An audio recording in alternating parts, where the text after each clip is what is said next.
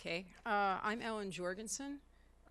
Just briefly, I spent most of my career in the biotech industry before synthetic biology. And about 7 years ago, I segued into more science communication and outreach by co-founding Genspace, which is a community biolab in Brooklyn. So I was tasked with leading the discussion for the education working group. I think it's interesting that I think we were probably the smallest group, and I think that has something to do with the way the word education sounds to everyone. It's sort of something like that, sort of like eating your spinach, particularly to people who are active researchers. Getting involved in the education component often means dragging yourself out of the lab and having to teach a class that you don't really want to do, but you have to. So I think part of the education working group's mission is to make education a lot more fun and exciting so that more people will join the education working group. I owe a lot to Natalie Kuldell for these slide suggestions. She found, first I wanted to, all of these groups are going to overlap somewhat. We struggled a little with education versus communication. I'm going to show you sort of a spectrum. This is my take on it, not the group's, that in education the flow is more unidirectional, not entirely, because of course we learn by teaching, and that the idea is to teach in an accessible manner to try and get people to want to learn more, whereas communication is more of an equal flow of information back and forth. And the goal of that is often to convey an accurate view and to get people on board with the risk-benefit ratio associated with the technology. So that's certainly up for interpretation. But this figure from Morrow 2000 is interesting because it made me terrified because of the scope, the sheer scope of what education can mean. So we go in this diagram all the way from the sort of education that maybe you would think of, which is in usually a school or formal, to the informal that might be more, say, in a museum setting, to outreach, which could be really overlapping with the communications committee, where you're talking about popular books or movies. And it goes from kind of a deeper understanding being conveyed to something that is more very high level, just sometimes even just an awareness that the technology exists. The formal would take place in, say, a school. I think a really great example of this is the program that Jeff started at Johns Hopkins, where the students actually built a chromosome.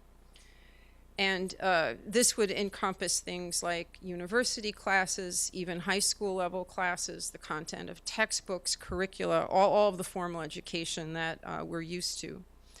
Then when you segue over to informal, there's a little space in between that can be things like science fairs or other public events that are put on by these institutions to convey the science.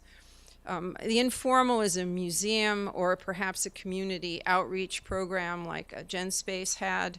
So we had, for example, CRISPR workshops with the general public at Genspace, and museum programs like the one that Natalie was one of the PIs on with the Boston Museum of Science, called Building with Biology, was another really interesting program. This component of it took educators and in the museum outreach programs and put them together with scientists, and it came up with about a dozen different activities to do in a museum outreach session, sort of hands-on stuff or games that would teach the public about synthetic biology, but also these really interesting forums, which were very well thought out, where you were supposed to spend a couple of hours and people would get a scenario, and there were two of them. One was, should we engineer the mosquito, and the other was, should we edit the human genome? And it was like a case study. There was background, there were little cards that represented the stakeholders, It wasn't quite role-playing with people, but people got into seeing the points of view of all the different parties, and then there were questions that you had to answer, and there were no right answers. So, for example, we did the Should We Engineer Mosquito one. It was things like, well, who should make the decision about releasing the mosquitoes? Should it be the government? Should it be the villagers? Should it be an NGO? Should it be the United Nations? Things like that. And I think these exercises would be really interesting to do in the context of this particular effort. Then as we go more towards the sort of light experience, low contact time, you get things like Siddhartha Mukherjee's books, Emperor of All Maladies, The Gene, programs on Nova, popular science articles. NASA has an amazing website. If you've never been to any of the NASA websites, they have a website just for students and then a website that's a general website. Of course, they have all of that fabulous space imagery. But I was looking at some of the imagery, of that image on the cover of Science, of that chromosome that looked like a flower. There are things that would be very attractive to convey to the general public to get them excited about this stuff. So also bouncing off of this is kind of the marketing and the news media at the end of all of this, which is perhaps the largest audience of all. One thing that's interesting is if you look at what happened with synthetic biology, a whole field was essentially created through a competition that was very well publicized, had a lot of news media coverage, was at a prestigious institution, and involved the next generation of scientists.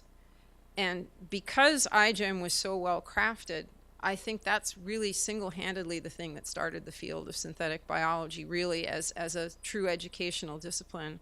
And also in parallel to that was Natalie's Biobuilder program, which started as the course that she taught at MIT to undergraduates and then was adapted down to the high school and even pre-high school level in a series of lessons around synthetic biology. So a few random insights that we had at the table was that the concept that engineering is for discovery as well as product development. And if you can get some open questions to use in teaching, it's the most effective.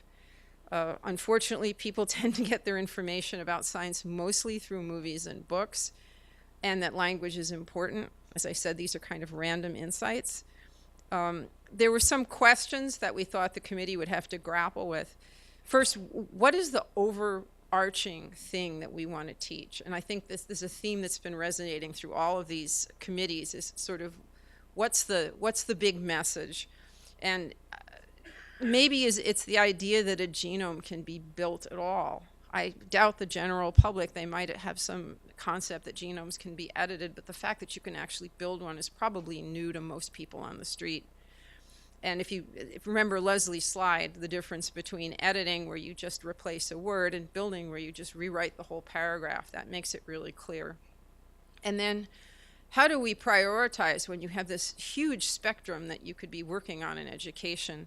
Do we do it on the basis of what we can fund easily, what we can implement easily, what'll have the most impact? And then can we learn anything from previous large projects? And of course, how can we integrate with the other working groups, particularly the communications group, to deliver a coherent message? So join our committee. We probably should include all of these different types of people, and there are probably other people that we should include also. So I've been saw the little sign that said it's time for stop for questions. So if anyone from the committee has any more comments, or if anyone has any questions, I'd be happy to take them now.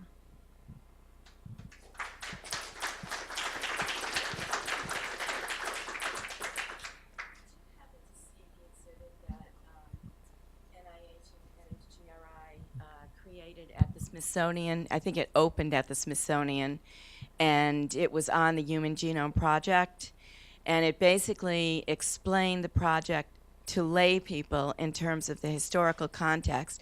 And then there were stations all around where people could go and they were asked genomic questions that would affect their family. And then they could put their answer in, and they immediately got a response back which told them, out of all the people that answered this question, 60% agreed with you or 60% disagreed with you, which actually helped them to put what they were learning into context, right, in terms of the larger community. And I believe that exhibit traveled around the country. I thought it was just one of the most really interesting and effective tools for education I had seen in terms of the public. There's a huge, huge opportunity for amazing, amazing tools like that in museum kiosks and many other venues. You'd actually be surprised at some of the venues that science is getting taught at. Guerrilla science is running around Burning Man doing things. I mean, it's very interesting. We live in an age where there are many, many more opportunities for educating through all sorts of new roads. Our early days at Genspace, actually, you had the FBI come to hang out in the lab just to make sure that everything was copacetic. Do you imagine having similar kinds of outreach for GP Reg, where we have maybe Comey is free, I think, now, so we could have. Yeah. Well, I think that the FBI was interested more from the capability of the community labs to actualize the technology in a meaningful way. And also, of course, they've got this mission now. They show up at iGEM every year, and they essentially deputize everybody there with the sort of if you see something, say something idea. I actually don't think that this particular project is as frightening because it takes so much money and so much sophistication to do it at the moment. I don't think it's at the point where people are going to start worrying about amateurs doing it. Not for a long time.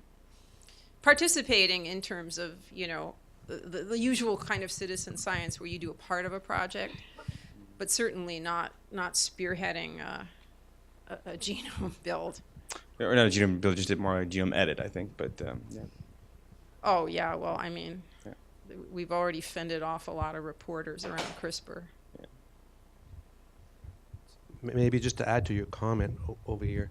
So the comment about it's so difficult and expensive, so therefore your average Joe off the street is not going to reproduce that. I don't think that's the issue that the FBI and some of those people have. The issue is more, once you've built it, how can you secure it? Can you make sure it doesn't escape? I think that's the bigger issue. Well, most of these community labs, I'll just segue into that very, very briefly because I've got the end sign here. But if you want to discuss that further, I mean, we're all BSL-1. We don't handle pathogenic organisms. The same guys take away our waste that take away the university's waste. I mean, these labs have actually become fairly institutionalized, and I don't think that lone actors, with all the hoopla, you know how hard it is to get anything to work in a lab. I mean, really. Okay.